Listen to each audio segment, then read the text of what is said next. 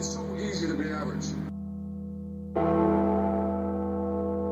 It takes a little something to be special, doesn't it?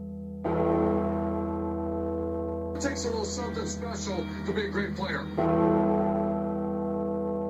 Did you push yourself to be great today? There wasn't a first down. Not that much. The officiating, I'm bitterly disappointed with the officiating today. That spot, the graphic displays the NFL penalties. The one not called on us on that period clearly was being booked for that day. And the previous penalty they called on Delano Hill, the ball is uncatchable and by the receiver. See, I'm bitterly disappointed. Throw a hat, throw a stick, throw a sideline, that's a penalty.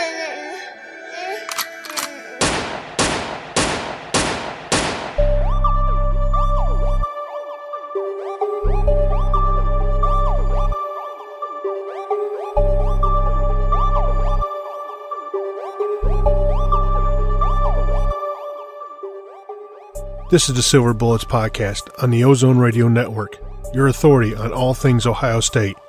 Here are your hosts, Shannon, Sommers, and Chip Minnich. Not Chip, if you have an iota of human feeling.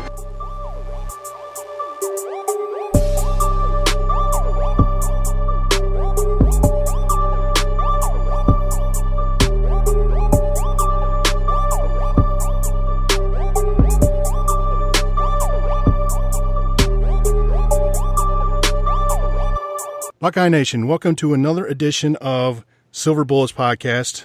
I'm your host, Shannon Sommers. I'm here with my co-host, Chip Minnich. Chip, how are we doing today? I can't wait for Saturday, Shannon. I hear you. That's why I'm just skipping the regular intro, and we're just going to get straight into it because we've got a lot of stuff to talk about. We've got Kevin McGuire, who's NBC College Football Talk, No 2-Minute Warning Podcast, and Athlon Sports, joining us. Kevin, how are you doing today? I'm doing well, and like you guys, I am very much looking forward to this weekend because it's going to be a big one. Definitely. We'll just get right into it. Which game are we talking about this weekend? That's the big one. I mean, we got a couple of them, besides the World Series. I mean, in all honesty, I say that because a lot of Ohio State fans are taking that as a slight from James Franklin.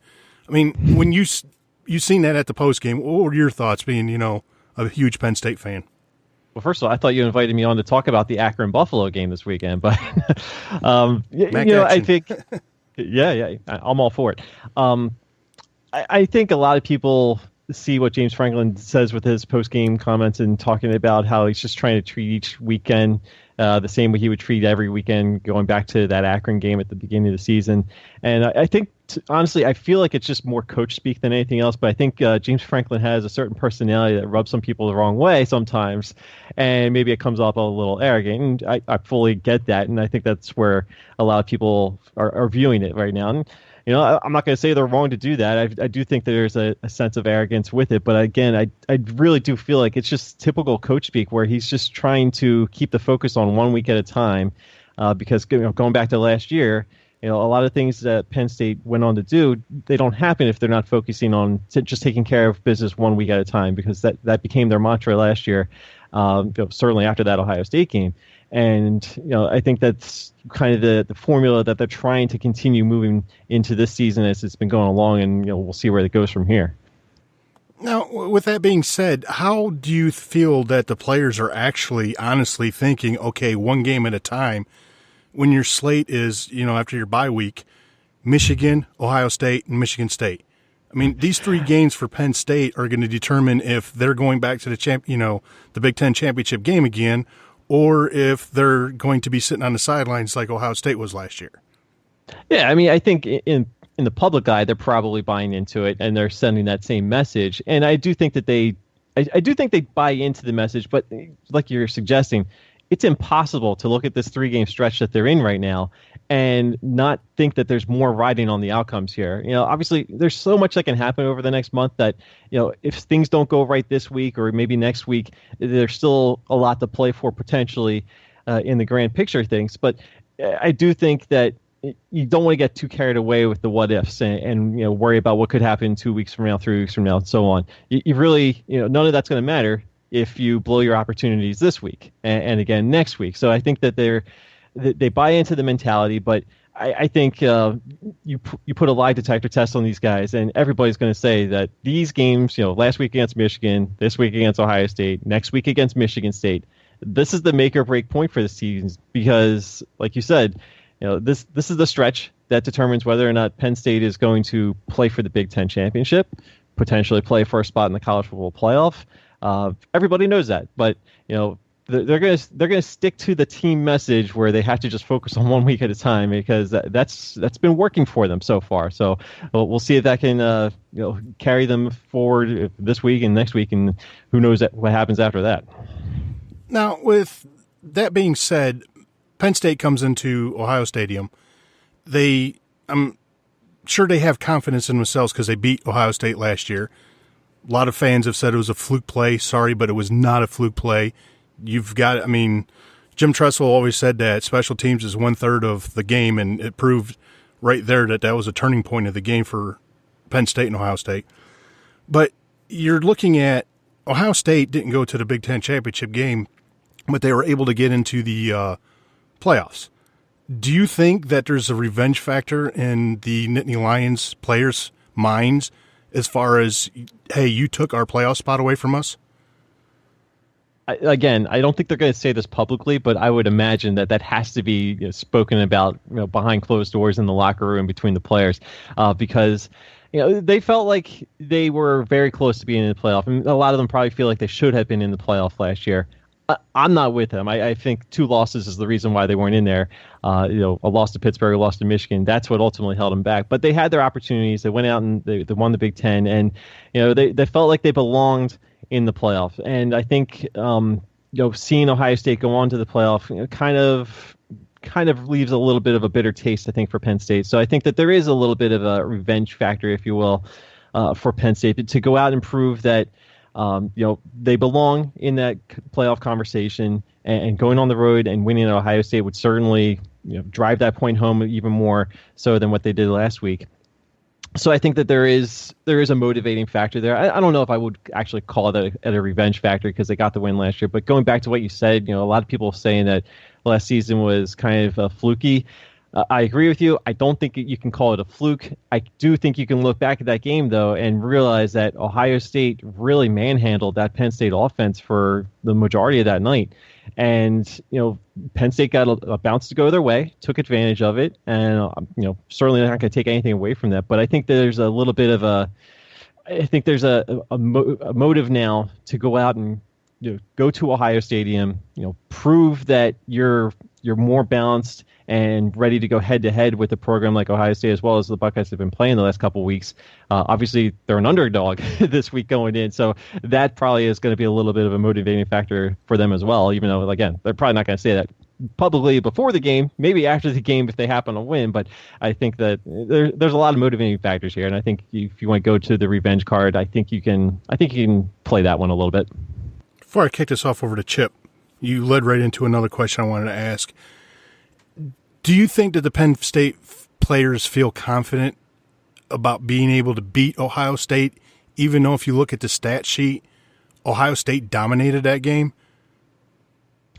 I do. What happened last year happens last year. This is a team that, since that Ohio State game last year, they've been on a pretty good ride right now. And I think offensively speaking, I don't think they can get more confident than what they've been doing right now. I really feel like that Ohio State game, a lot of people point to the overtime win against Minnesota as the turning point for Penn State season, and that's probably fair to say.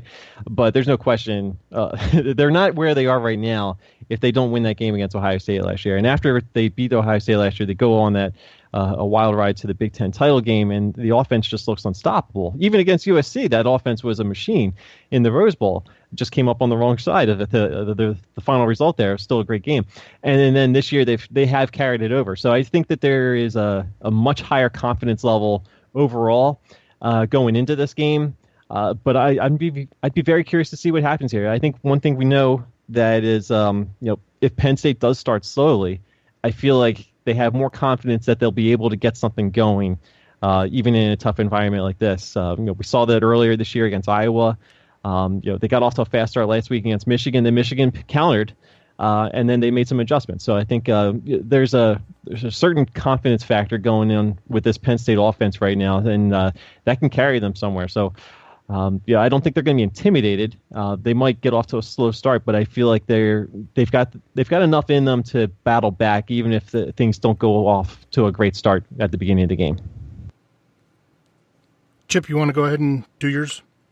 Yeah, absolutely. So I think a lot of Ohio State fans are, I'm not trying to minimize the offensive firepower that Penn State has. I think a lot of Ohio State fans kind of overlook a lot of the other weapons that Penn State has. My point being that Ohio State fans, the average Ohio State fan, they already know about Saquin Barkley.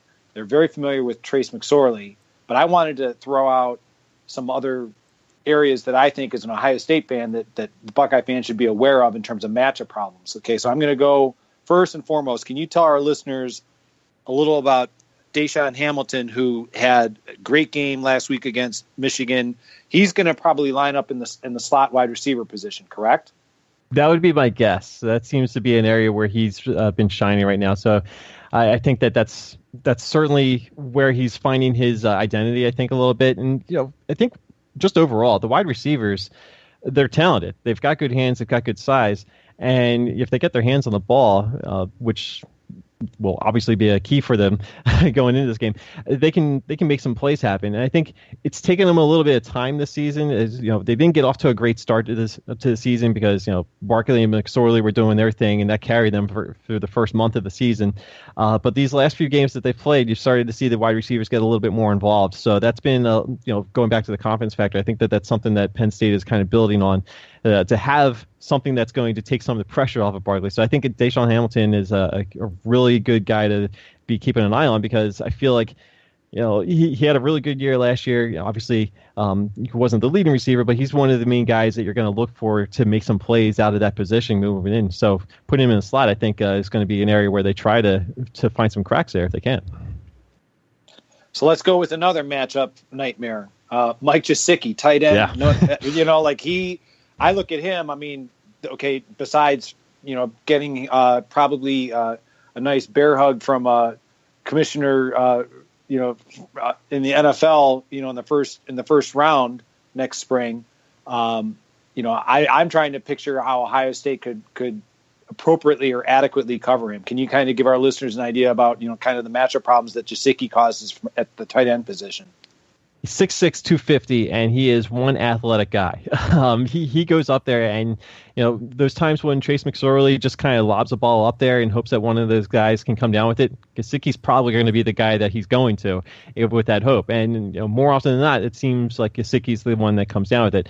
Hasn't had some of the games that you might have expected out of him this season. Last week against Michigan, he wasn't as involved as I thought that he would be, but he made a couple of really good catches in key moments for him. And that's been kind of his story there.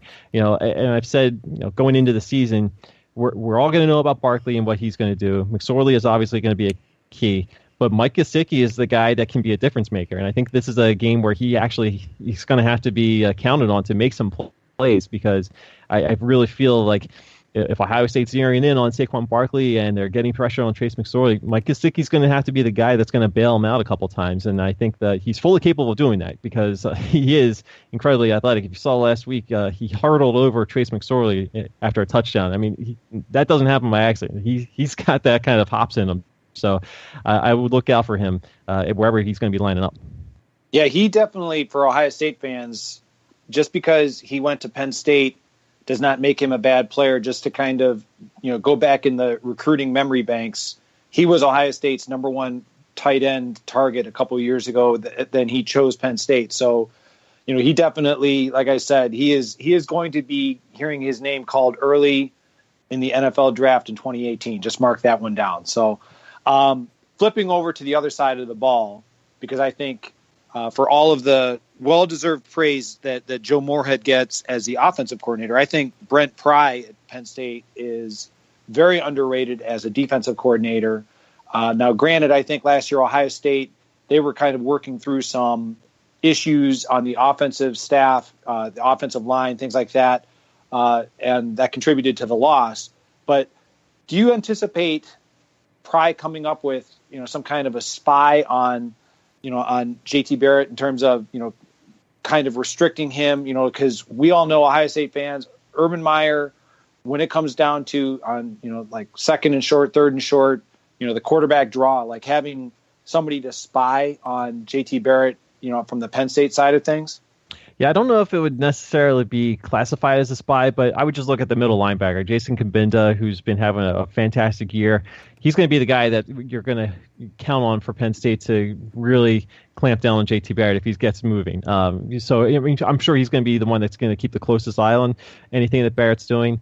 And if Penn State can't close down the outsides with their defensive line, I think a lot of it's going to fall on Kabinda trying to do whatever he can to track him down. So, again, I don't know if it would technically be classified as a spy, but he's going to be the key guy, I think, that's really going to be tasked with making sure that Barrett doesn't run loose, because I feel like if JT Barrett's going to have his opportunities to run, that's a matchup problem I think that Penn State has. As good as this defense is, this is a really good defense, guys. I know this hasn't necessarily been challenged with their schedule to this point. This is going to obviously be their biggest test, but so far so good, I think, for Penn State and Brent Pry with that defense. It's tough to move on them, but I think JT Barrett's a guy that's certainly going to cause some problems. But that's why I think that Jason Kabinda is going to have to be the guy that kind of clamps down a little bit. So let's talk about another defender who I think the name will sound familiar to Ohio State fans, but probably not for the right reasons, and that is safety Marcus Allen. Okay, the name's going to probably ring a bell, but for all the wrong reasons. We're not talking about the Hall of Fame running back. We're talking about the safety. Can you give our listeners an idea as to the kind of safety that Marcus Allen is for Penn State? He just plays smart football. I mean, he has a good eye of where the ball's going. He can kind of anticipate where the play is going to be developing, and he finds a way to get himself into that position. He's just got a good head on his shoulders, as they say, and he just knows what's going on. So he's going to be pretty active. I think I would not be surprised if Penn State even tries to bring him in on a blitz every now and then, just to see if they can cause some disruption that way. Because he's a good athlete. He's going to be all around the field. So, if a ball comes in his direction, be ready, because you're probably going to take a hit for it. And I think that's one of the things there where they're looking for some physicality. I think he can do that, and he's pretty good in coverage too. So yeah, Marcus Allen obviously has played a key role in the recent history with these two schools. We'll see what happens, but I know that he's going to be one of the key players for Penn State's defense if they're going to make something happen. All right, so I've rattled off a bunch of names that I'm familiar with, and I know that there's probably a name or two that, like a sleeper, like keep an eye out for. I don't care if it's offensive, defense. If you have two, that's great, but if you have a sleeper player that college football fans, that Ohio State fans might get a better understanding of after the game against Penn State. Well, I'll stick in the secondary because this is a pretty veteran group that Penn State has going in. In addition to Marcus Allen, they also have Troy Apke, a strong safety, who's been pretty solid this season. He's made a couple plays. The other guy that goes hand in hand with Marcus Allen, Grant Haley at cornerback. He's been playing pretty well this season. So Haley and Allen, I think, were both just named to the semifinalists for the what's the award for the Jim Thorpe Award. So they've been having good seasons. So I mean, those are obviously guys that if JT Barrett's going to be throwing the ball, he's going to have to succeed against those guys, and it's a little bit of a challenge. So I think that's a strength that Penn State's going to hope that can make some plays happen. Offensively, though, again, we all know about Saquon Barkley, and we'll see how Ohio State plans on him.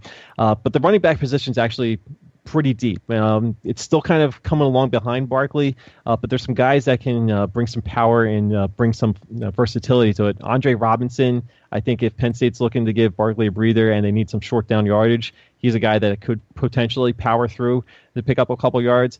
Miles Sanders is another guy that they're really hoping carries the torch after Barkley leaves. He's had some fumble issues at times, so he's still kind of trying to get his hands on the ball a little bit. But when he's given the opportunities, he's showing some growth there. So, if Barkley has to get a breather for whatever reason, they've got a couple of running backs that I think that they're feeling pretty confident in.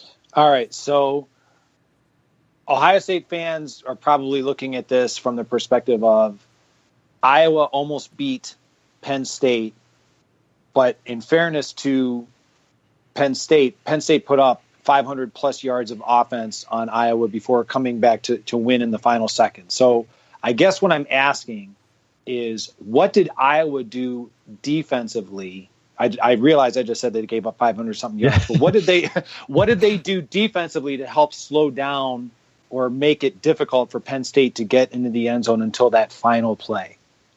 Well, Iowa's got a pretty good defense, and especially when they're playing at home at night, it's just like a different animal.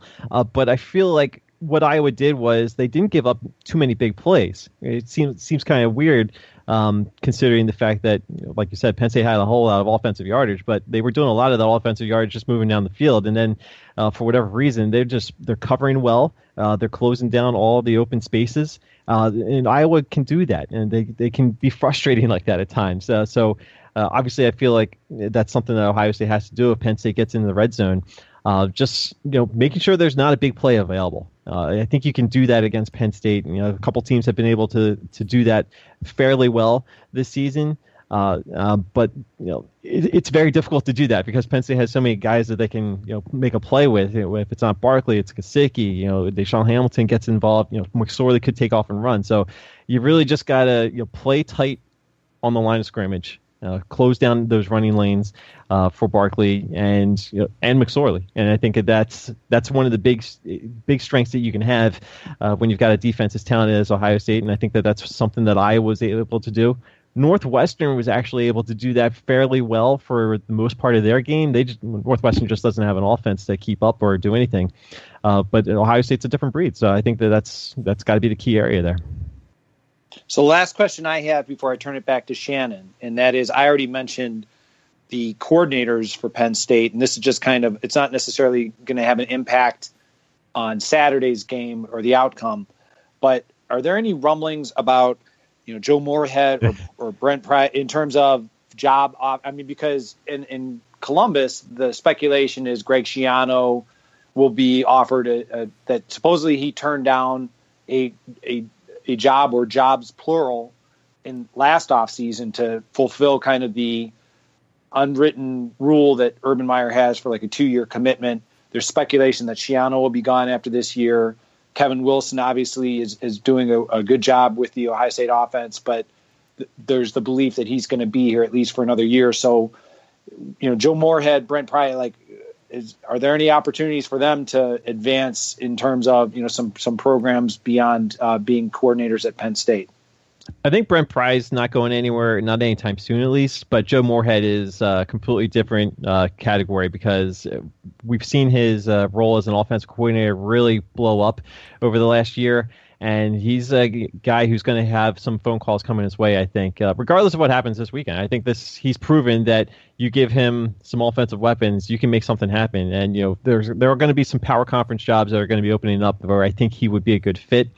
I said at the beginning of the year, I thought one of my bold predictions was going to be that Joe Moorhead's going to be the head coach at Boston College, but I think Steve Addazio is doing just enough to hang on to that job. But I still feel like Joe Moorhead's going to have some phone calls. Now, whether or not the right phone calls come along, that's a different question, because I don't think he's going to leave just for any coaching job. I think he's in a position where he's going to be able to have some say over exactly where he wants to go. So if he doesn't feel comfortable with the job opportunities that are going to be out there for him this season, I think he could very well be back. But I think it would be a little bit of a surprise if he is back, because I feel like he's, obviously he has head coaching experience at Fordham too. So, I mean, that's something that a lot of programs would like to have if they can get it. And I think doing what he's been doing at Penn State, I think, is certainly not just keeping him on the radar, but keeping him as one of the big targets on the radar. Last year for the game, second half, we noticed, I don't know why I forget his name now, defensive end that came in and just started terrorizing Ohio State. on the left side of the line there. And for some reason, we just, as fans, it was driving anyone that was really paying attention, driving us nuts that there wasn't getting any, tight end help or running back or anything like that. Kept running an empty backfield in order to let him pin his ears back and come after JT. That, to me, was a lot of the turning point of the game. I've watched a couple of the Penn State games, and they seem to have a weakness on the left side also. Do you think that they're in that same category as Ohio State last year, or do you think that coming out of the bye with the number one defensive line in Michigan, sarcasm, that they kind of secured that some?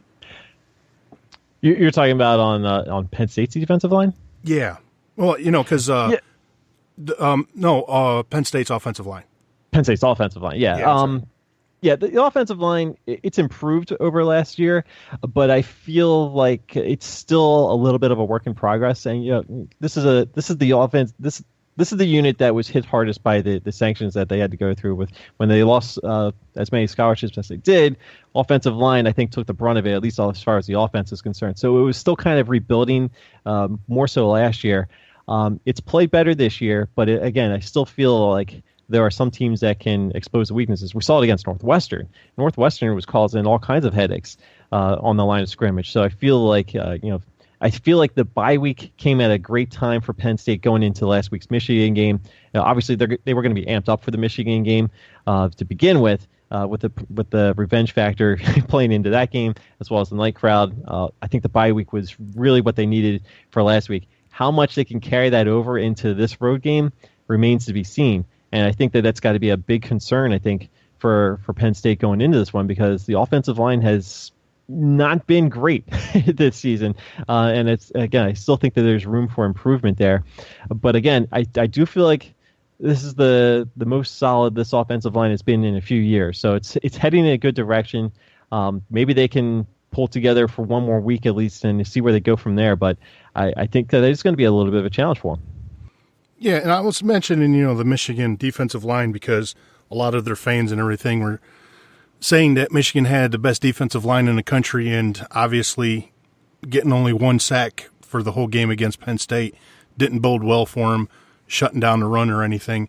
But you look at the the Ohio State defensive line and the way that they're able to cycle players through and keep them fresh, and you're not getting much of a drop-off between first team, second team, and third team with the rotation.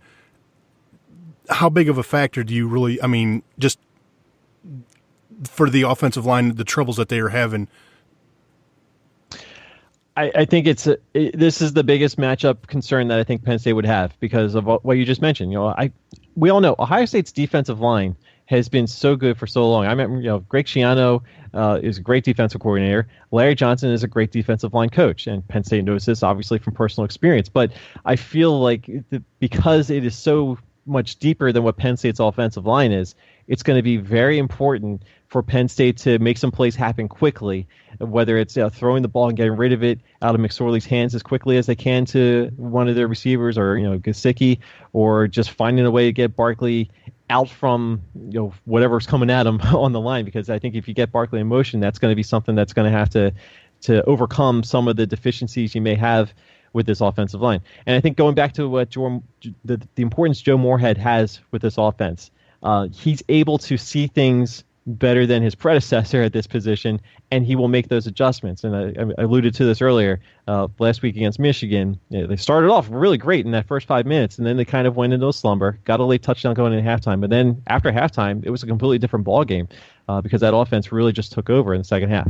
I'm not saying they could do that against Ohio State, but I feel like that's been kind of the recipe for success for Penn State over the last year. They make halftime adjustments. So they'll probably try to feel a couple things out in that first half or the first quarter at least, and see what works, what doesn't work, and what they need to address. And that's where I think the value of Joe Moorhead has really had an impact for Penn State as long as he's been there.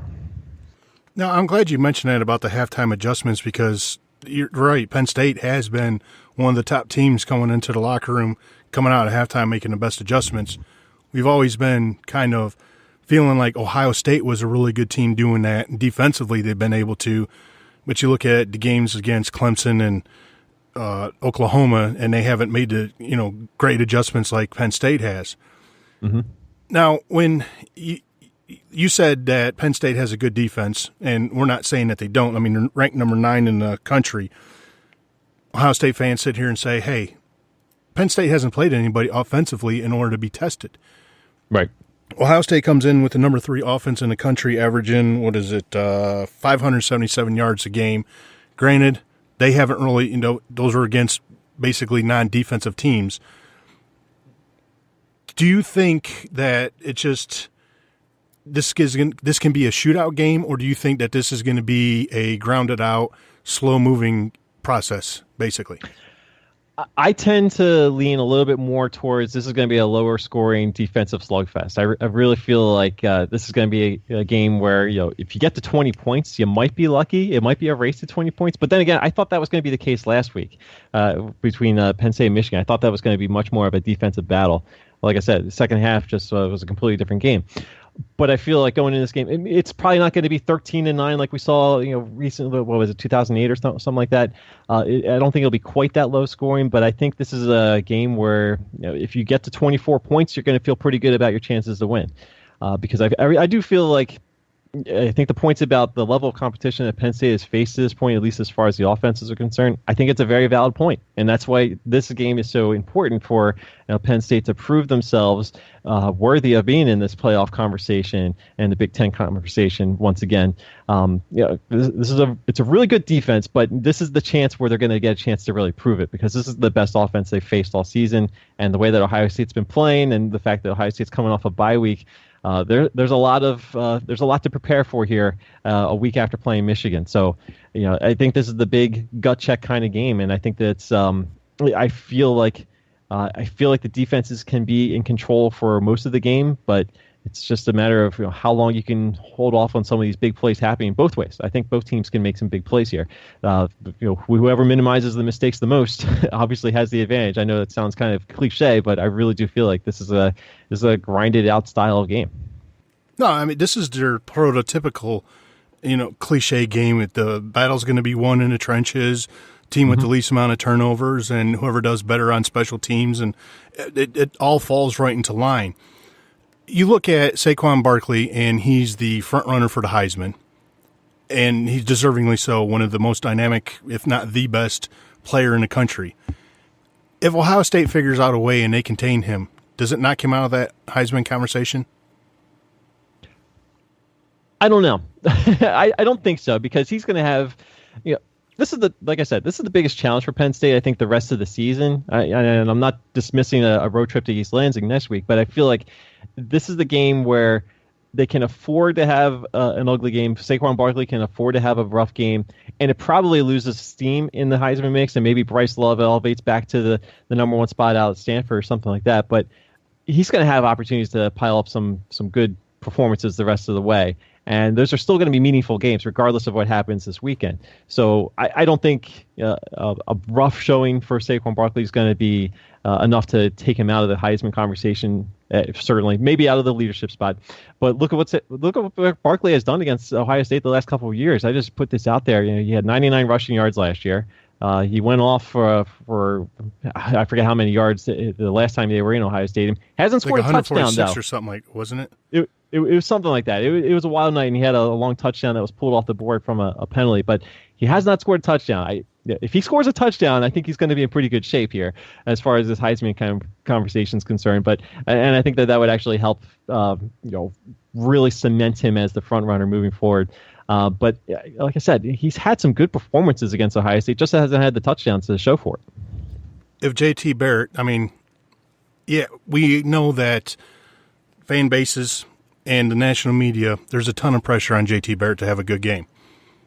The national narrative basically is he really hasn't beaten anybody that's, the Clemson, the Oklahoma, blah, blah, blah. JT Barrett has a good game, and Ohio State wins convincingly. I mean, these are ifs. Does that put would that put him into the conversation and possibly knock Barkley down some? I think it has to, right? Because you're looking for your Heisman candidates to have your signature wins and your signature plays. If JT Barrett and Ohio State win this game, JT Barrett's going to make a play or two along the way. I would be shocked if that was not the case. So I think personally, I think JT Barrett's already in the conversation.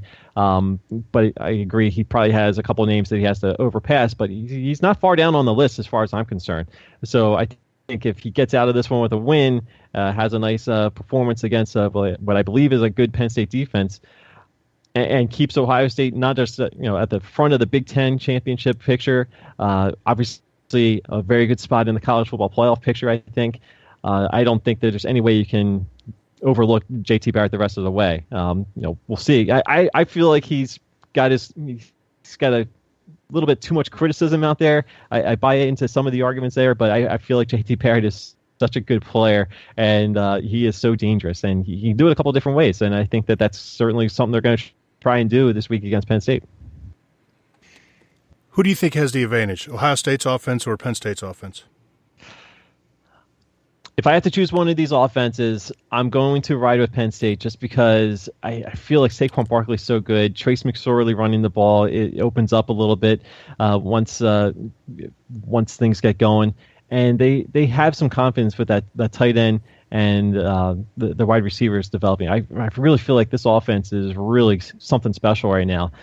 So if I have to choose one to be a little bit more consistent, I'm probably going to go with Penn State because already this season we've seen them go on the road and grind out a victory. So we know that they can win an ugly game if they need to, or at least they have confidence that they can win an ugly game against Iowa on the road. And they went up against the defense that was getting all the accolades in the press going into the game last week and just destroyed them.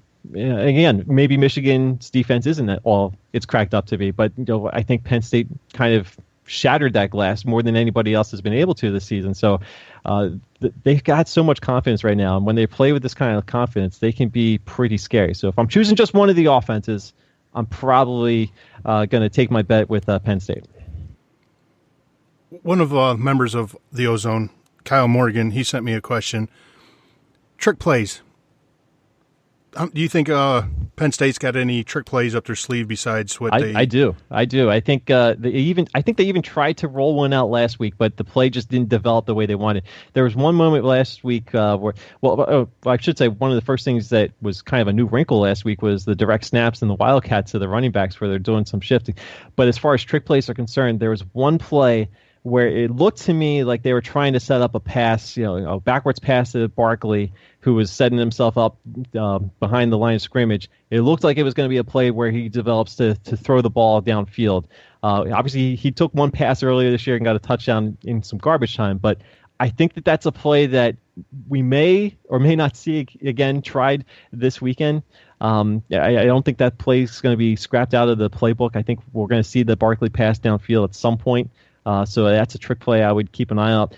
The other thing that I'm waiting for them to do, if you haven't been following Penn State this season, they've got a backup quarterback, Tommy Stevens, who has actually gotten involved with the offense as a wide receiver, where they have McSorley out on the field throwing to Tommy Stevens.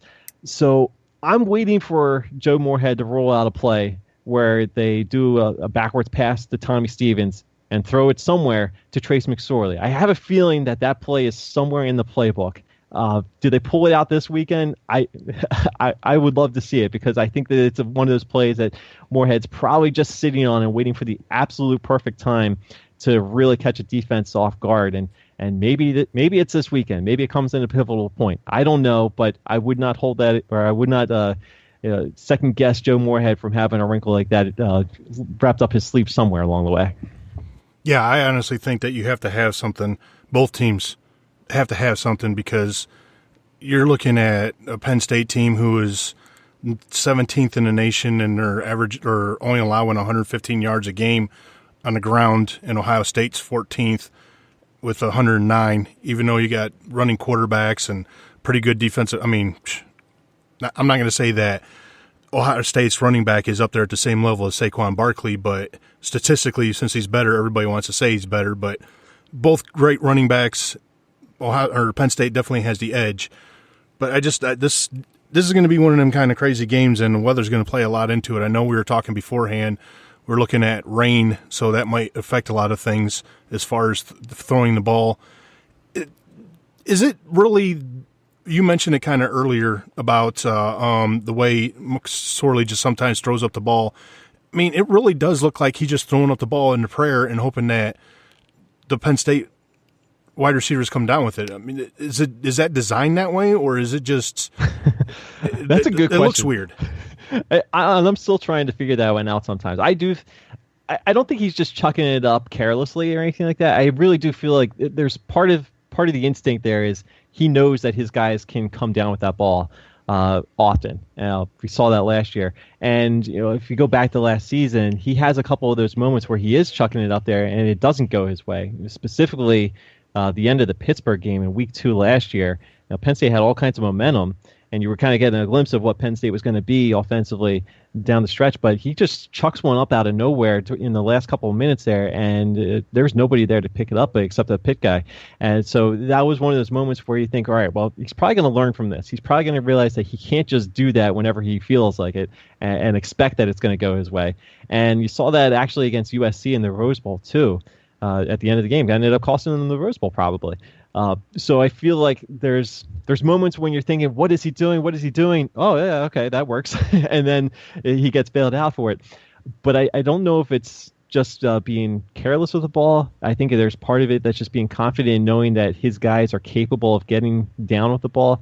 And I think that there's a trust factor there. I mean, he trusts his receivers. He trusts his tight end to go out there and make a play for him. So it's just all about just making sure it's in a spot of the field that isn't going to be a complete disaster if it doesn't go that way.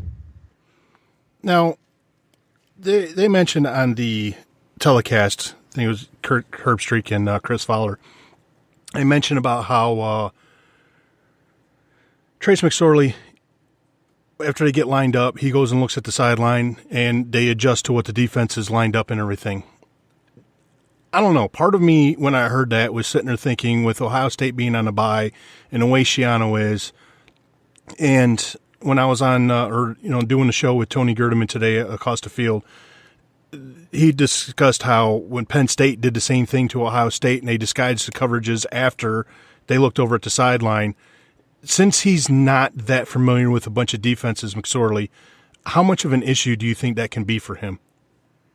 I think it can be a little bit of a concern. I think he's going to have to trust what he's being told from the sideline because if I haven't said it enough already at this point, I think this Ohio State defense is really good, and I really like Greg Schiano and what he does there. So I think having a bye week to kind of study Penn State a little bit and kind of come up with some schemes that you're going to try and run at them and try to confuse them, I think that's going to be very important for Trace McSorley to really take a look at what's in front of him and really break it down as much as he possibly can. And if he has to look to the sideline, trust what's being told to you and not get carried away with trying to make things happen. Don't try to force something to happen just for the sake of trying to move the ball. If we say that this game's going to be a defensive game, and like you were just saying a couple minutes ago, you gotta try something at some point to try and generate some momentum. That can probably hurt McSorley because if he's just tossing it up there and just trying to get rid of the ball, that could end up costing him. The miscommunication, there could be a missed call from the sideline. We saw that last week against Michigan, where, like I said, Penn State looks like they're about to go up 20-something points, and then all of a sudden there's a miscommunication on a route. Mike Gesicki's going straight. McSorley thinks he's cutting back, and it ends up being intercepted. Michigan gets the ball around midfield and goes on to score and kind of turns the game a little bit. So I think that's something that absolutely has to be something that McSorley is very careful about this week. Because Ohio State has an offense to make you pay for it. Michigan doesn't do that. True. That's one thing that when I was watching too, although it seemed Penn State kind of adjusted to it, was that when Michigan was working their way back into it and able to move the ball, it was a lot of bubble screens and a lot of outside stuff, a lot of stuff out towards the edges in order to try to free up the middle, which it just never freed up the middle because I don't think Michigan has the player or the personnel right now in order to be able to take advantage of, running strong through the middle against a tough line like the dogs in the Big Ten have, whereas Ohio State and Penn State, they definitely have the personnel to be able to do that. Before I get into any kind of predictions or anything, Chip, you got anything else? No, I'm good. We always have a pick'em segment. Would you like to join us for our pick'em segment? We've got 10 games 10 teams that we're going to pick the games on. This year I have a 4-game lead on Chip. Absolutely. Throw me into the mix. Let's do it. Figured you'd enjoy it since you're, Mr. College Football. I think that nickname is reserved for somebody else out there in the media world, but I'll take that as a compliment. Well, when you make the list of people to follow for college football, you're pretty up there. Well, you're far too kind. Your check's in the mail. All right, let's start off with some afternoon games. We'll kick it off with number 5 Wisconsin against Illinois at 12 p.m. on ESPN. Kevin, since you're a guest, I'll let you go first. Well, I was actually previewing this game for Athlon Sports, and I just can't get over the mismatch between Wisconsin's running game and Illinois' rushing defense. It's the worst rushing defense in the Big Ten, going up against, we all know Wisconsin's going to run the ball. Jonathan Taylor, I think, is going to be in store for another big day on the ground. So I think it's a complete mismatch right there, and I think Wisconsin rolls in this one. Chip? I completely agree. I'm not sure if either of you saw the USA Today listing of the head coaching salaries, and maybe I'm mistaken, but I thought I saw something about the buyout for Illinois' head coach, Lovie Smith. It was around $16 million, which is unbelievable. Illinois has completely regressed. I think Wisconsin rolls big over Illinois this weekend. Well, I think, in all fairness to Kevin or Lovie Smith, I was going to say Kevin Love. Got a little basketball in my mind, but no. In all fairness to Kevin, I was going to do it again. Lovie Smith. I mean, I think he's making like $3 million a year, but he didn't have a recruiting class his first year. This is this past year was his first recruiting cycle, and he's trying to get his players, and he inherited an empty cupboard to begin with. So it's just a lot of issues there in Champaign, and Jonathan Taylor, like you're saying, I think he definitely cements himself as being in that Heisman talk, which is kind of funny is you're going to have at least 3 Big Ten players in that Heisman talk. Can I just say real quick before you move on to another game? Go ahead. The running back depth in the Big Ten is so good. There are many good running backs in this conference. It's insane. It's good to see, though. I love it. And it reminds you of, I'm going to date myself. I'm going to say back in the day, but that's what the Big Ten used to be. Just besides the 3 yards in a cloud of dust and everything. All right, our next one here, we have a top 25 matchup of number 11 Oklahoma State versus number 22 West Virginia. That's at 12 p.m. on ABC. Chip? I have a tough time figuring this one out because I really thought Oklahoma State was a lot better at the beginning of the year, and they've been kind of struggling as of late. And West Virginia can be sneaky good at times. So I'm going to go with Oklahoma State, but by no means am I saying that this is going to be, like a blowout by any stretch. I'm going to go with Oklahoma State, though. Kevin?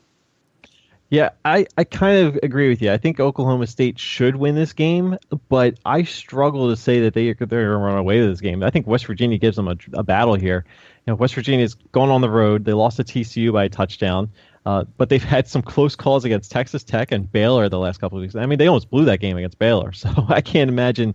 I can't imagine West Virginia being able to blow the doors open on Oklahoma State. But there's just something about Oklahoma State where I feel like they're ready to be tripped up, and I think going to Morgantown is not a great spot there. I think West Virginia gives them a trouble. But I think Oklahoma State gets out of there with a win. I don't think it's one that inspires too much confidence, though, for them moving forward. Yeah, I definitely agree. I think Oklahoma's going to come down with at least one more offensive possession in order to score and pull that away.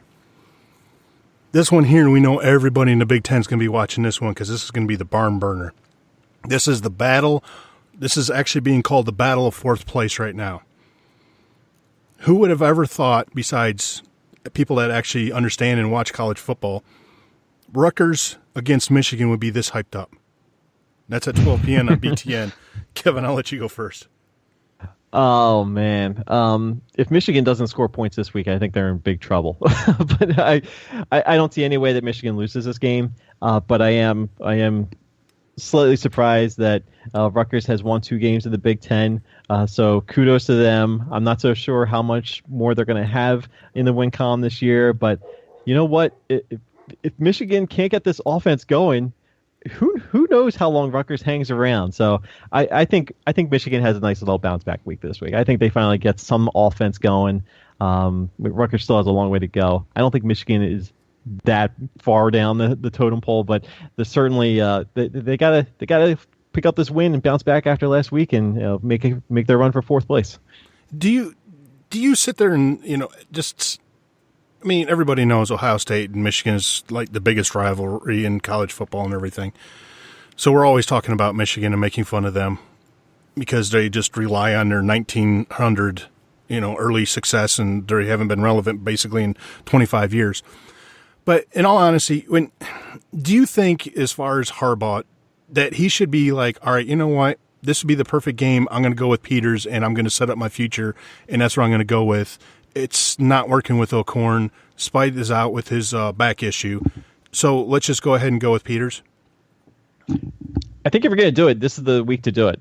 Going home, you expect that you're going to be able to beat Rutgers regardless of who the quarterback is. So I think there's mounting pressure on Jim Harbaugh to get something going, especially at that quarterback position. I can't believe that it has been such a struggle to get a quarterback playing some competent football under Jim Harbaugh. I really thought that was going to be one of the strengths that he had when he took over that job. But the strengths have been pretty much everywhere else. And you just can't get you can't get an offense going if you don't have a quarterback. So I feel like if you are going to make a change, this is the week to do it. I just don't know if I trust Jim Harbaugh to feel that way and think that way right now. I think there's a little bit of a stubbornness with him, but I also think that he is smart enough to realize that there are better options. I think if John O'Korn's not working out for you, I know he's already had to go with John O'Korn over Wilton Spade, who obviously got injured, but I feel like if you feel like there's an opportunity to give your offense any kind of a spark, you got to take advantage of it and make that change as quickly as you can, because if not, it could be too late. Chip, we know you're taking Chris Ash and Rutgers, right? No, I'm not. I may be down, but I'm not. We're not. I was born at night, according to my mother, but I wasn't born last night. So, I completely agree with both of you. I think this would be the most logical thing for Jim Harbaugh to do, which would be to start Brandon Peters.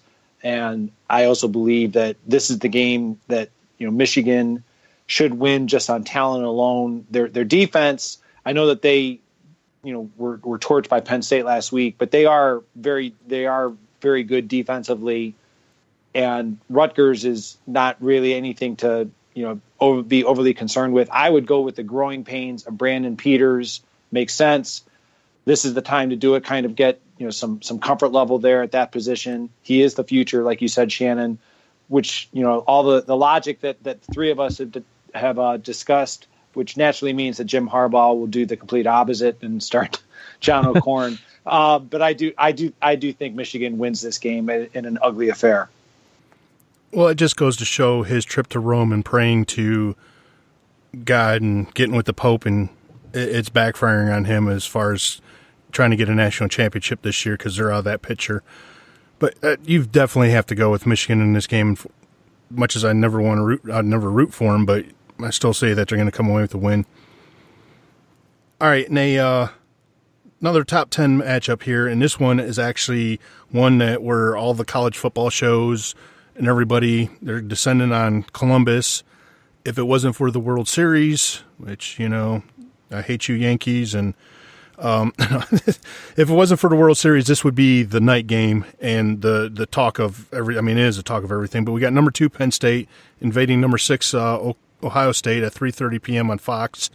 This is going to be the first top 10 matchup, and this is going to be the craziest stadium that Joe Klatt and Gus Johnson are going to hear, because I think the first game they did was Maryland at the Shoe. So, Chip, I'm going to let you go ahead and who do you have in your points?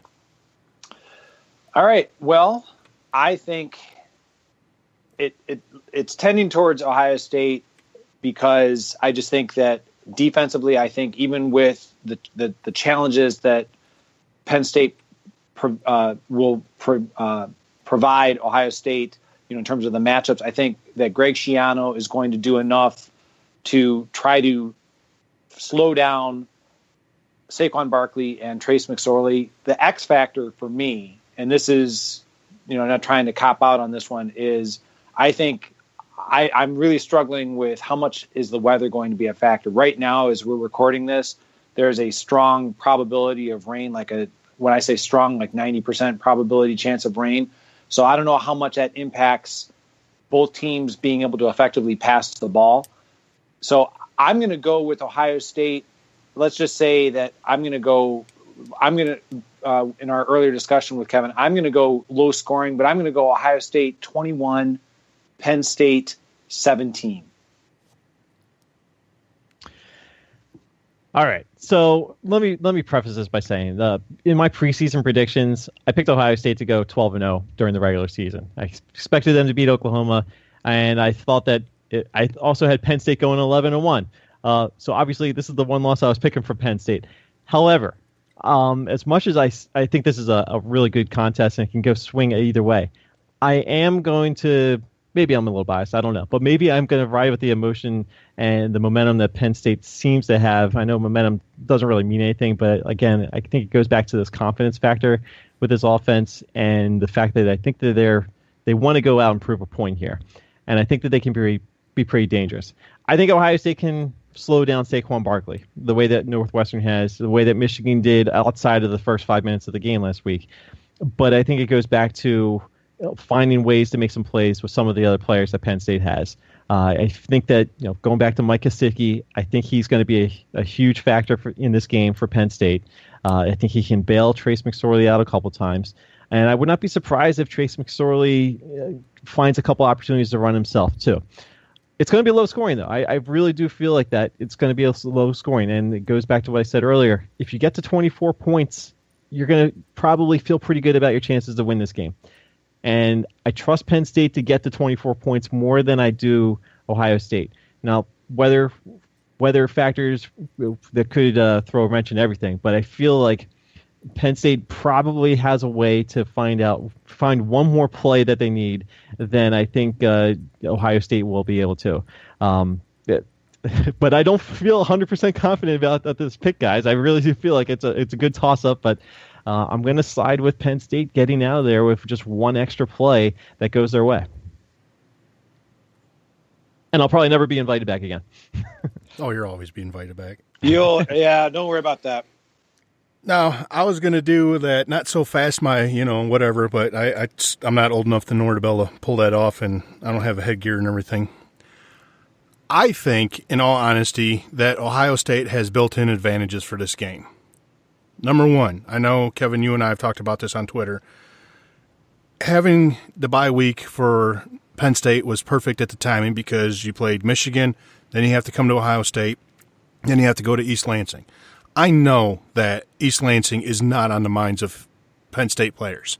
Nothing against Sparty, and it's not to put Sparty down, but they are truly focused in on this game right here, just like Ohio State's focused on this game, and they're not focused on Iowa at all. This is the game where both teams are sitting there looking at, all right, this is going to be for the Big Ten championship, basically, that make that push, that open up the door and take control. Penn State had a very emotional win against Michigan last week. It took control of it early. Michigan kind of climbed back into it, but then, like you said, in the second half, they made their adjustments and really put the game away. But I think getting that monkey off their back, because if I'm not mistaken, wasn't that the first time that Franklin beat Michigan since he was head coach? It is. So yes, I think correct. that in itself, everything, I know that they've got things planned and they've worked on things, especially during the bye week for Ohio State, because any good coach is going to do that kind of stuff. But I think a lot more emphasis was put in on the Michigan game, and I think the emotional high that the players had, and then coming into a hostile environment, it might be in the back of their minds, like we talked about earlier, how Ohio State, statistically, they dominated Penn State. but Penn State did what they were supposed to do, and the bend but don't break defense and keeping them out of the end zone. I think it's going to be close. The weather's going to play a lot into it, like we said, but I'm going to take Ohio State myself, and I'm actually going to go 31-17. Ooh. Now, let me ask you that. Do you feel like that's a game, 31-17, is that a game that's close for a while and then Ohio State pulls away? Or do you think that kind of is reflective on the whole tone of the game from start to finish? I think it's one of the ones where the first three quarters is going to be a slugfest, and the fourth quarter, because of the rotation and the way that the defensive line for Ohio State has been able to stay fresh. Because you look at all the plays that the defensive line against everybody that they've done the whole season, they're only averaging like maybe 17 or, I think it's like under 20 plays a game. So they're fresh, and that's going to play big and huge against the Penn State offensive line. And I think that's going to wear that offensive line down in that fourth quarter to where there's a good possibility Penn State can't move the ball at all. And I think if Ohio State can keep the ball, and not so much with the quick strike and everything like that, but run the ball, chew up a lot of the clock, keep Barkley and McSorley off the field, it's definitely going to be a big advantage for Ohio State. Yeah, you know what? And I think if I go back to towards the beginning of the season when Ohio State was getting ready for that Oklahoma game, that's actually kind of what I expected that game to play out was. I thought it was going to be a kind of a close contest for three quarters, and then Ohio State was going to kind of put away the Sooners in the fourth quarter. Obviously, we went the other way on that one, but I feel like I could see that kind of game playing out, and honestly, I could probably see it playing out that way for Penn State too. I mean, I think it's a possibility that's out there. I think three quarters are going to be pretty competitive. It's just a matter of what happens in that fourth quarter. I think it could come down to that. No, I definitely agree, and I think it's going to be a great game. I really do, and it's one that I've been looking forward to. I know a lot during the preseason and everything, we were talking about Oklahoma, but the Penn State game has been circled, and it's not just because, hey, it's a revenge factor. I mean, you've hearing from the players and stuff like that, and they're like, yeah, it's not about revenge because, we have to sit there and look at the bottom line. Number one, we have to win this game in order to be able to even get into the Big Ten championships. We lose this game, we're out. Very likely. Yeah. You need now. You've lost control of your destiny, so you have to take this step. You want to get into the national championship picture and get into possibly another playoff spot. You have to win this game. You lose it, you're out. Because if you have teams that are going to have one loss, they're going to get in over you. Then if you have two losses, we've seen that last year with Penn State. So, I was going to ask you. I mean, if you consider this a must-win game, who do you think it's a must-win game more for? I mean, Ohio State already having a loss, I would agree. Having a second loss makes it pretty difficult, as we saw last year. But I almost feel like if it's a close competitive game as far as the playoff picture is concerned, I don't necessarily think it knocks Penn State out of the picture. Obviously, the strength of schedule argument does come into play here, but I feel like if it's a close loss, probably more so for Penn State, I don't think the playoff is out of reach with so many games still to play. And like I said, I don't think Ohio State or Penn State are losing the game after this weekend, regardless of who wins on Saturday. I think both teams are going to win out the rest of the year. So I feel like Penn State could almost afford a close loss, but obviously you don't want to risk it. No, I agree with that. I agree. They can weather a loss a lot easier than an Ohio State could. If Ohio State takes the loss, then they're going to be out of the picture, and it's going to be that narrative of JT can't beat the top tier teams, blah blah blah, and all that kind of stuff. So I think there is.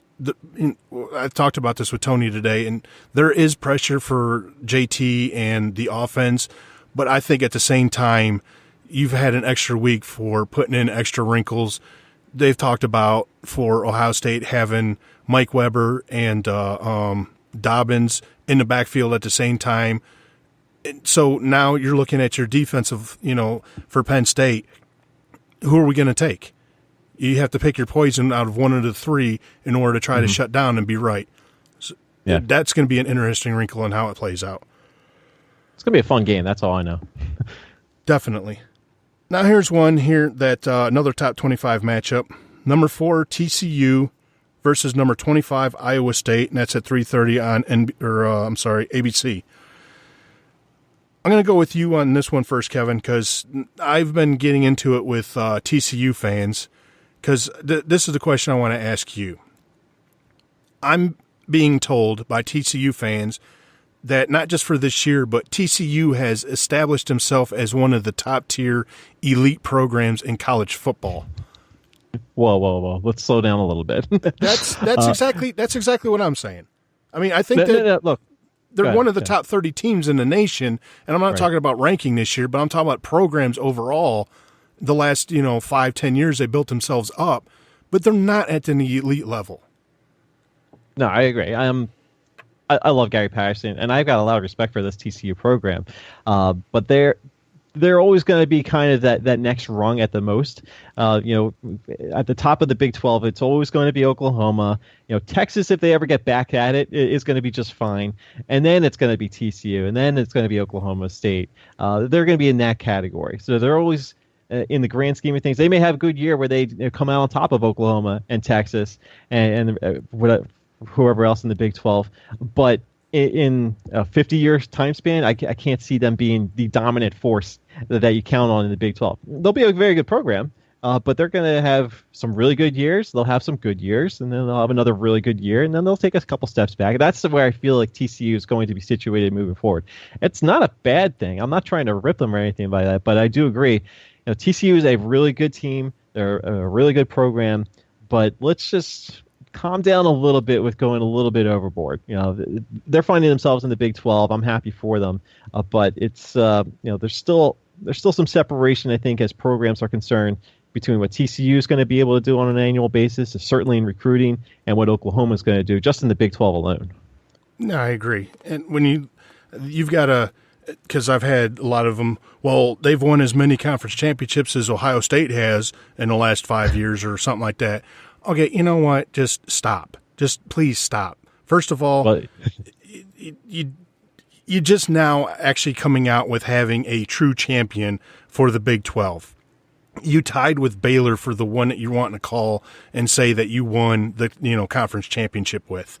So you've got a better shot at the Big 12 disbanding than you have of TCU going and winning a national championship, in my opinion.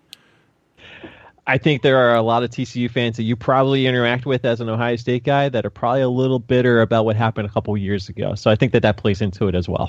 Yeah, and they're going to be a little bit bitter next year. Or was it? Yeah, I think it's next year, since they changed it home and home to being over in Arlington. Yeah. But, all right, who do you have in this one? I got TCU. I think all that. I do. Like I said, I really like TCU. I love what Iowa State's been doing, but I feel like they may have. I'm not going to say Iowa State hit a ceiling this year. Getting in the top 25, that's great. I love what Matt Campbell's doing down there, but TCU, I think, avoids an upset. How about that? They're going to avoid an upset scare from the Cyclones this weekend. Chip. I agree. I think TCU is going to be able to take care of business against Iowa State. I think Matt Campbell is a coach to keep an eye on. From what I understand, he has a $9 million buyout. So a lot of the programs that would be looking to pry him from Ames, Iowa might have to cough up $9 million. But he definitely, I think, is a coach on the rise. I would hold on to bottle up some of your frustration for next September when Ohio State plays TCU, Shannon, and just hold on to no reason to get worked up over something right now. Well, I don't get worked up over it. I just kind of laugh, and I have to go with TCU in this game just based on the simple fact of if TCU loses to Iowa State, then don't ever at me again and tell me that you're an elite program, especially after you're making fun of Oklahoma for losing to an unranked Iowa State team, and because Ohio State lost to Oklahoma, so you're saying in regards that Ohio State lost to an unranked team, and it's foolish the way you think, especially when you can tell now that during the offseason, the only thing that Oklahoma seemed to focus on was Ohio State. And it's coming back to bite them. That's what it's looking like on the outside. Another top 25 matchup. I mean, it's fun when we get actually top 25 matchups, and because I think it was 2 weeks ago we had like 0. So we got number 14, North Carolina State versus number 9, Notre Dame, the Golden Helmets. 3:30 p.m. under NBC's channel. Chip? Tough one to call. I think North Carolina State is really, it's one of those sleeper teams that, I think is a lot better than people realize. I think Dave Doran's a very underrated coach. He's done a good job with North Carolina State, but I'm going to go with Notre Dame here. I think they're really feeling very confident, especially after the shellacking they just put on USC. So I'm going to go with Notre Dame.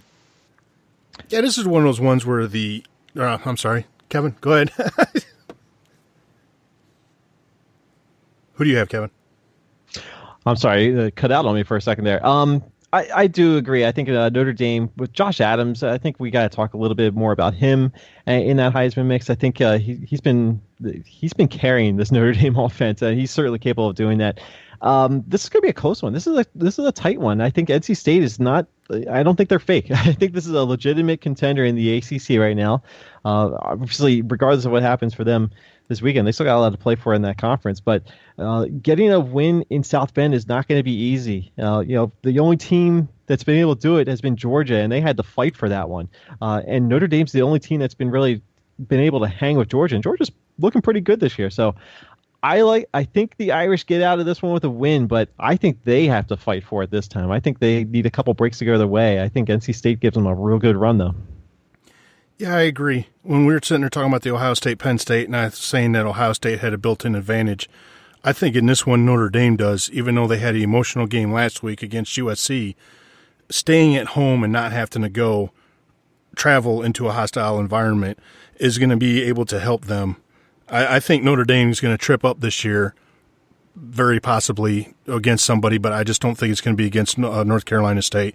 So I'm going to go with, as much as I don't like the Irish, I'm going to go with them also.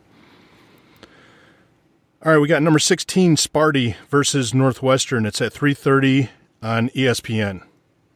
Kevin? There's just something about this matchup that I'm not real thrilled about. I'm not overly thrilled with Northwestern. I don't get all googly over Northwestern as some people tend to, I think, this season. But the fact that they're playing at home, they're coming off a nice little win against Iowa. Michigan State going on the road, this is going to be pretty interesting to me. I think Michigan State is the better team. I certainly feel like last year was the aberration for Michigan State, and this year they're getting back to what we or at least I sort of expected out of Michigan State. But this is a real interesting matchup. I don't know if I like it. I think Michigan State wins this game, but I think they have to win it ugly because I think Northwestern with Justin Jackson, I think he's going to be the key player that gives Michigan State some fits. And I think they can beat up Michigan State a little bit, but I do think the Spartans get out of this one with a tight one. Chip? I agree with Kevin. I'm not liking this one. For all the same reasons that Kevin just rattled off. I think Michigan State, they were fortunate to come back against Indiana, and that was when they were at home. Now they're going on the road at Northwestern. For all the reasons that Kevin just said, I think Michigan State, I think they're going to eke out a win, but I want to say that by no means am I feeling uber confident with my pick on Sparty here. No, when you sit there and look and see that there's only Michigan State's favorite, I think, by like 1.5, so it's basically just a toss-up. But I think Michigan State, they have a better defense, so I think they're going to be able to shut Northwestern down. I mean, they held Indiana to 9 points, which granted Indiana's using their backup quarterback, but still they did something that Michigan couldn't do as far as holding them down in points. So I'm going to go with Sparty also. And that's the only way that I see Michigan State winning any games this year. So they're all going to be ugly in order to be able to win because their offense is just – they don't have an offense. All right, we have finish out the Big Ten. We have Indiana versus Maryland at 3:30 on BTN. Chip? I'm going Indiana. I know Indiana has been facing a lot of heartbreak the last couple of weeks, with Michigan and Michigan State. But defensively, they're pretty good, and Maryland is not doing too well with Max Bortenschlager at the quarterback position. I'm going Indiana here.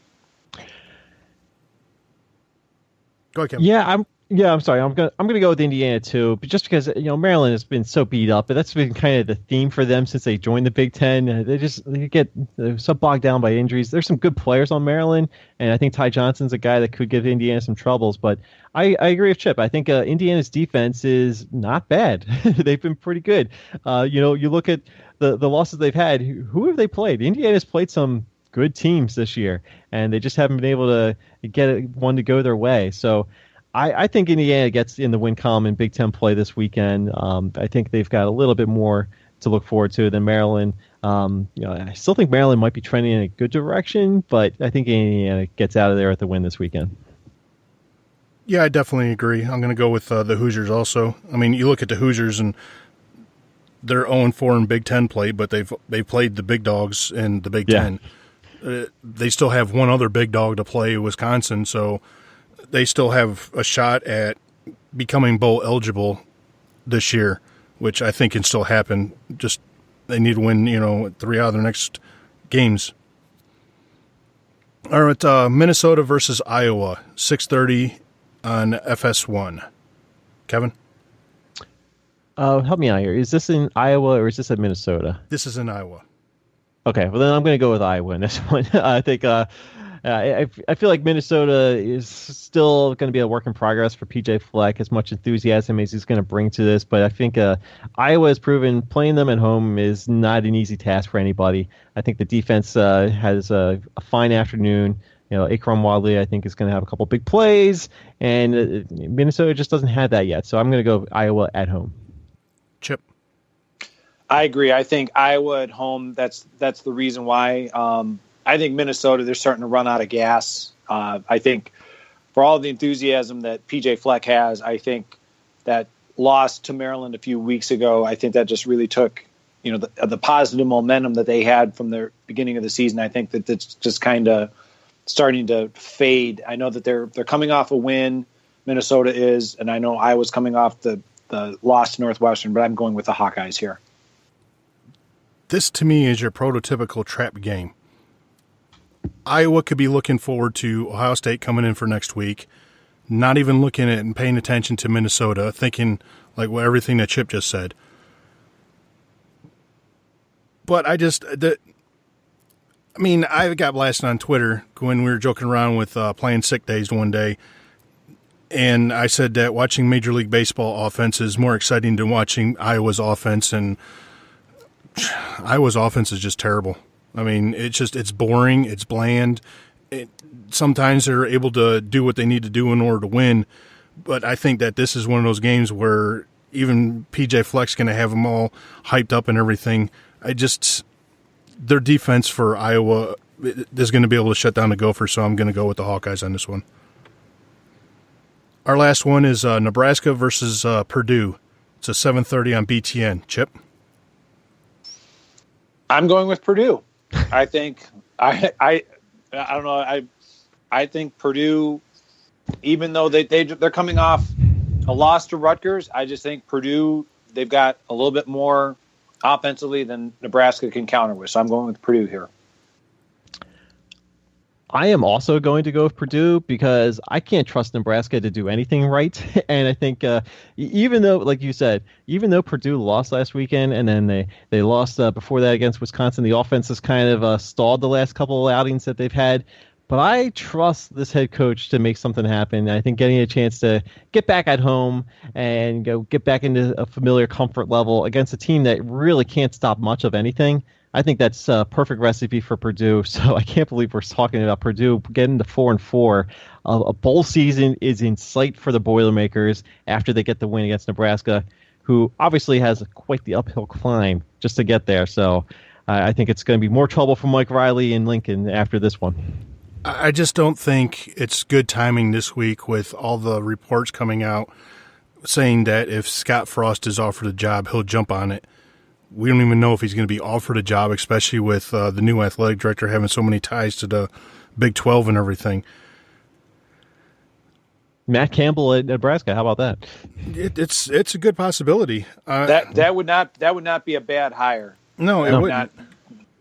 I don't know if not to derail your pick here, but I've heard another rumor is Justin Fuente of Virginia Tech, and the reason why is Justin Fuente is originally from Oklahoma, so this would get him closer to home. But that's just a rumor. You never know. But I'm going to turn it back to Shannon because I agree with him where he was going with the Scott Frost rumors. Yeah, I just think with all the rumors and the talk of Mike Riley not returning, not by his choice, but new athletic director, that kind of, I don't know, to me it kind of shocked me the other day that they announced it so soon. And it actually kind of shocked me the person that they picked.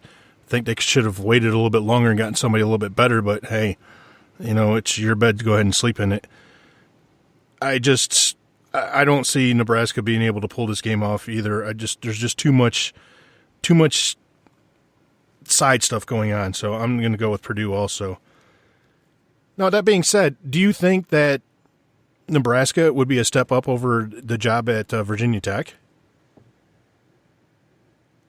I think the right coach that knows. I mean, Purdue is showing it. In my opinion, I think that with Purdue, they don't have a great recruiting base, but I think the right coach can get in there and get things going. I think Justin Fuente, he may consider. Again, it's just pure rumor. I think Scott Frost seems much more likely. I think he wants it.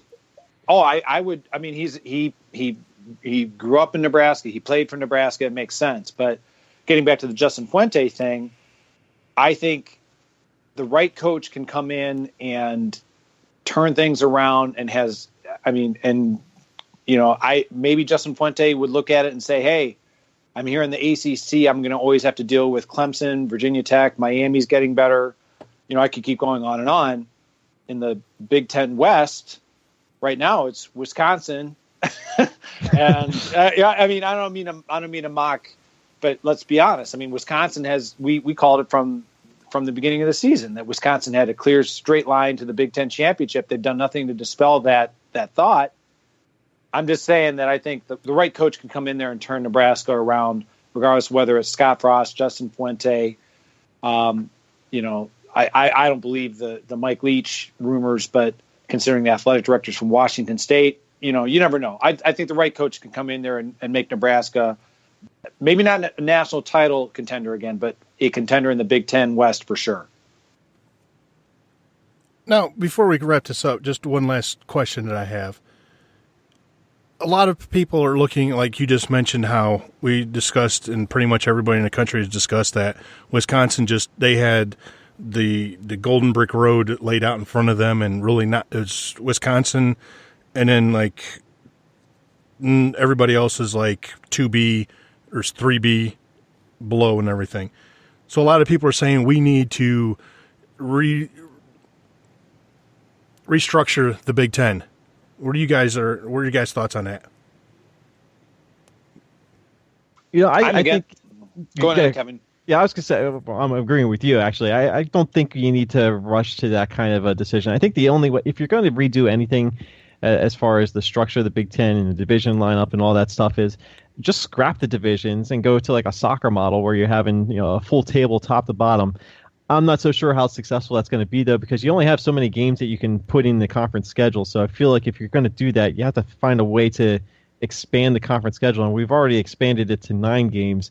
Are you really going to go to 10 games? I mean, maybe you are. I don't know. But I feel like I think with so many teams, it's hard to satisfy everybody. And I don't think there's a perfect solution out there. So, honestly, I think the division format is what it is, and you just got to deal with it and hope that it kind of goes in cycles. Maybe there's a little bit more balance maybe next year or the year after that. And I think it all comes down to coaching, too. Getting the right coaches in the right spots is really what you need, because you look at what's going on in the Big Ten East, you got some good coaches at some good programs doing some good things. It's not quite as abundant in the West Division right now, and I think that's something that needs to be addressed, and you can only do that on a school-by-school basis. Yeah, I agree. I think, if there was, rather than reshuffle, I think the geographic layout, I think, makes complete sense. I mean, I like the fact that Ohio State, they're playing against teams such as Penn State, Michigan State. Yes, I'm going to throw Rutgers in there, like the teams that they're closer to geographically on a regular, consistent basis. Now, if we wanted to possibly, play a Big Ten West team more, like Kevin just said, we'd have to bump up from conference games from 9 to 10. I can't imagine too many coaches actively wanting to do that. I mean, that might be worth a consideration, but it goes back to what Kevin said, what I said a few moments ago. I think it comes down to the coaches, the quality of the coaches within the Big Ten. That's what's starting to separate the Big Ten Conference from the other conferences. Example A being the Southeastern Conference, which is always ballyhooed about being such a difficult conference. The caliber of play within the SEC is going down because the caliber of coaching. Everyone, in comparison to Nick Saban in the SEC, suffers by comparison. When you look at the Big Ten, we're talking about Urban Meyer, James Franklin. Yes, we're going to throw Jim Harbaugh in there still for the moment. Mark D'Antonio. On the other side, you've got Paul Chryst. Right there, I think Pat Fitzgerald is underrated. Right there, you've got some quality coaches. I think if you want to improve the Big Ten West, it comes back to, Purdue hit a home run last year with Jeff Brom. I think Nebraska has it within them to hit a home run with a possible coaching hire. And let's just kind of wait and see. We have no idea what PJ Fleck is going to be looking like at Minnesota, but I think they're on the right track when it comes to having the right coaches at the programs within the Big Ten West. Yeah, let me just say, I like the potential for some of the coaches in the West Division. I'm not dismissing of, like I said, I like PJ Fleck in Minnesota. I think that's going to be a good hire, fun hire to watch. And I alluded to Jeff Brom at Purdue. I think so there's potential for some of these programs to get some things going. I think we're seeing that at Purdue for sure. So I don't want to completely dismiss all the coaches in the Big Ten West. Obviously, Paul Chryst is doing a good thing too. But I do agree. I think it all comes down to coaching. Get good coaches, they're going to do good work, and as long as those programs can find a way to support them doing their job. My perfect solution, instead of trying to do some kind of realignment, you bump it up to 16 teams. You go out, you get Texas and Oklahoma, you put them in the West, and you put Purdue over in the East. I didn't know expansion was going to be an option, but yeah, I'm all for expansion. Rivers, I enjoyed talking about those things, and why not? You want to bring Notre Dame in too, and kick Rutgers out? Yeah, Notre Dame's not coming in. Oh, okay. They've got that contract with the ACC for till 2027. So there's no shot for them. They're getting themselves put into a situation where they're going to possibly have to play in a conference and join a conference. Well, I think the Texas Oklahoma, while it's a nice idea, the reality is, I think we're about 8 or 9 years. I can't remember when the grant-in rights for the Big 12 expire. But I think it's like 5.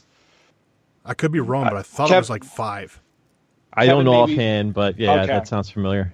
Okay, but I'm just saying whenever the Big 12 grant-in rights expire, look out, because it seems very plausible that to Shannon's point of further expansion of conferences, creating 4 super conferences across the country. That's basically what's going to happen. I just think Texas, they created a lot of the problems within the Big 12. Mm-hmm. with their Longhorn network and everything like that. They created the instability. Nebraska, the Ohio State, and the Big Ten were happy beneficiaries of Texas's insistence on being the most important program within the Big 12. We'll wait and see, but I keep going back to, I still think it's a coaching issue. And I'm not the only one. I know Mr. SEC himself, Paul Feinbaum, laments the dearth of quality coaching within the SEC. So you want better teams within the Big Ten West. Like I said, Paul Chryst, he's doing a tremendous job. I think Pat Fitzgerald, I think Kirk Ferentz, he's there for the long haul. I know he just got an extension recently. Unbelievable. I'm chuckling thinking about it. But you want better teams in the Big Ten West, hire better coaches. I think that's the secret. No, you're absolutely right. And I know a lot of people are saying, well, Texas has the Longhorn Network, and so they wouldn't be able to come to the Big Ten. No, they'd be able to still come to the Big Ten because their contract with ESPN is that if they go to another conference, they have X amount of time to be able to work out a new contract. And to me, looking and seeing the Longhorn Network is hemorrhaging money, they would definitely jump on the fact of go ahead and go. Just get us out of this contract so we can stop having to fire people and steal stuff from people and everything like that. Just my thought. So that being said, Kevin, you want to go ahead and tell people on the Twitter where they can find you and your work and stuff? Remind our listeners. Yeah, well, first of all, thank you so much for having me on, guys. I always enjoy getting a chance to talk with you guys. It's always so much fun, and the time just really flew by. Hopefully, that your listeners feel the same way. You mentioned on Twitter, that is where I'm most active, especially on game days. So if you want to give me a follow there, at Kevin on CFB. I'm always tweeting out links to stuff that I'm writing. There are some links to some other stuff that may not be written by me, but it's coming from the outlets that I'm getting checks from. So I highly encourage you to check those out as well. But I do enjoy the conversation there as well. I also have a podcast, no2minutewarning.com, the number 2. I didn't actually get one this week or last week, so maybe I should get back on that. Maybe I'll hop back on. Maybe I'll have you guys on sometime moving forward. So if you want to check that out as well. But yeah, follow me on Twitter. That's the best place to find me, and that's where I'm always engaging with college football minds and fans of all walks of life, and I'm there for a conversation. You don't like something I said? Bring it to me, and let's have a conversation about it. I'm all for that. Oh, definitely. And that reminded me, because I totally forgot to even bring up your little piece that you wrote about Urban Meyer getting the change for like the Iowa game, because it's looking like the Iowa game's not going to be a night game. So his complaining is changed. That went to the networks, and the networks they picked Minnesota against Michigan for the night game. I think it is. Yeah, I'm curious if that was part of Urban Meyer's grand thinking in his mindset. Like looking forward, it's like, I don't want to take a night trip to Iowa, and I know he's got a legitimate concern with the night game schedules that Ohio State has had to play for. I'm not criticizing him there for that, but I'm genuinely curious. If he looked ahead to the schedule, he's seen Michigan lose at Iowa at night. He saw what happened to Penn State earlier on this season at night. A night game in Kinnick Stadium is something you want to avoid like the plague, and I think Urban Meyer may have found a way out of it. So kudos to him if that's what happened there. Yeah, I definitely agree, because when you wrote that, and I was sitting there thinking to myself, there's probably a lot of validity to this, because he does things for a reason a lot of times when he does that, and this definitely looks like one of the reasons, and it just made so much sense. He's a smart man. That's why he's getting paid a lot too. I mean, he's making decisions to put Ohio State in the best position to win games, and the best position to win at Iowa is to not play at night. Exactly. So you don't have to go in the locker room and cover it all up and pretend like it doesn't exist, and then your team falls apart. Subtle jab there. I like it. Exactly. All right, Chip. What about you? Well, I agree. I'm thrilled that we were able to have Kevin on. It's always a tremendous opportunity to talk college football, and can be reached on Twitter like Kevin. I can. That's probably the best way to reach me, at Chip Minnich, Minnich. Like Kevin, besides writing for the Ozone.net on our Hazen Cannon area, I write for Athlon Sports. So let me know what you think. I made a mistake in one of my articles earlier this week related to Nebraska football, and the Nebraska fans who reached out to me, I will very publicly say were very polite and gracious in correcting my error, which I quickly remedied. So let me know if you disagree with anything I said or anything I've written, but like Kevin, best way to reach me is via Twitter. There's a lot of fans that when we're sitting there talking about the TCU and the other stuff with fans and stuff, a lot of fans are actually knowledgeable, and you enjoy talking to them. I mean, when I say that I had TCU fans coming at me, there's a lot of knowledgeable fans at TCU and great fans, and they weren't rude about it. So, I mean, it's great having these kind of discussions with just all kinds of fans across the country. And this is what makes Twitter so great, and not all the other discourse and the negativity and everything that goes on. Kevin, definitely thank you for joining us. It's always awesome having you on. Hopefully, maybe we can have you on before bowl season, the bowl games and everything, and talk about some bowl games. Yeah. Well, I hope you guys reach out to me at some point. I know I picked Penn State, so I was kind of treading some more. I know I've picked Ohio State on this podcast before, but we just wanted to make sure that we leave on good terms, and I hope it's the case. Oh, yeah, definitely. That's completely. Your logic was very sound. I think as long as Chip isn't in the stadium, I think we stand a really good chance of winning. from the man who actually was in the stadium. Hey, I've been to one loss. Out of all my wins, one loss. Jeez, oh man. That's another conversation for another time. All right, you can follow me on Twitter at Shannon CFB. You could subscribe to our podcast, Silver Bullets Podcast. You can email us, silverbullets.podcast@gmail.com. You can subscribe to us on iTunes, SoundCloud, Stitcher. You can listen to our show on YouTube. I've got some great videos, and I think after this weekend, since like the game day and all the other college shows are going to be there, I'm going to try to get as much video as I can and hopefully get that out Saturday or Sunday or Monday. So, go ahead and like our channel and all that kind of stuff. Thanks for listening to us, and go Bucks. Go Bucks.